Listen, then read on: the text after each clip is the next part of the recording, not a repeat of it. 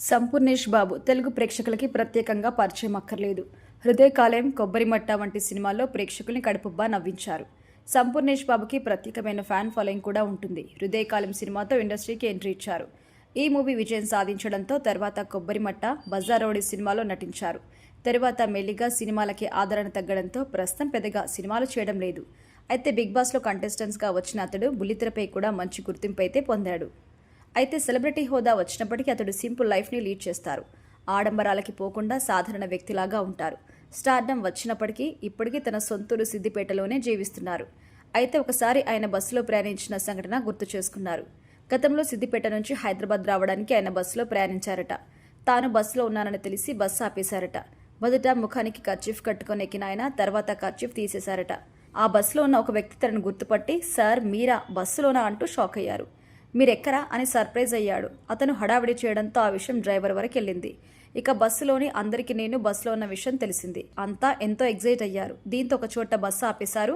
ఇక ఆ డ్రైవర్ ఎగ్జైట్మెంట్తో వచ్చి నాతో సెల్ఫీ తీసుకున్నారు. ఆయన కూతురు నా ఫ్యాన్ అని, ఈ విషయం తెలిస్తే చాలా సంతోషిస్తున్నారని ఆయన అత్యుత్సాహం చూపించారు. ఇలా అంతా నన్ను చూసి ఎగ్జైట్ అవ్వడం, గుర్తుపట్టడం, ఆ టైంలో వారి కళ్ళల్లో కనిపించిన ఎగ్జైట్మెంట్ నాకు ప్రత్యేకమైన అనుభూతినిచ్చింది. వారంతా నన్ను చూసిన ఆ సంఘటన నాకు ఎప్పటికీ గుర్తుండిపోతుందని చెప్పారు. కారులో ప్రయాణించామా, బస్సులో ప్రయాణించామా అనేది ముఖ్యం కాదు. నేను వెళ్ళాలి అనుకుంటే ఎలాగైనా వెళ్తా. డ్రైవర్ అందుబాటులో లేని కారణంగా అప్పుడు బస్సులో ప్రయాణించాను. కానీ ఆ బస్సు ప్రయాణం నాకు చాలా స్పెషల్ మూమెంట్. అలాగే ఒకసారి షూటింగ్ కోసం బైక్ లిఫ్ట్ తీసుకుని వెళ్ళిన సంఘటన కూడా గుర్తు చేసుకున్నారు.